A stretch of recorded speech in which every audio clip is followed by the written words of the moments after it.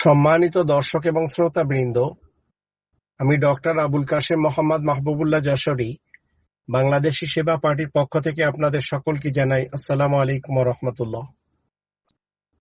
আমাদের দেশের ইতিহাস যদি আমরা 1757 সাল থেকে আজ 2026 সাল পর্যন্ত দেখি, গুটি কতক নেতারা আমাদেরকে মুর্দা বানিয়ে তারা লুটপাট করে খেয়েছে এবং খেয়ে চলেছে, আর জনগণ তারা সমঝোতা করে নেছে তারা তাদের অধিকারের ভয়েসটা কখনো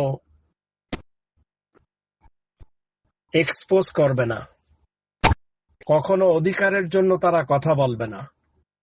বাংলাদেশি সেবা পার্টির পক্ষ থেকে আমি আপনাদের সকলকে বলতে চাই, খনিজ সম্পদের অর্থের মালিক আমরা। তাই আসুন বাংলাদেশি সেবা পার্টির ছায়াতলে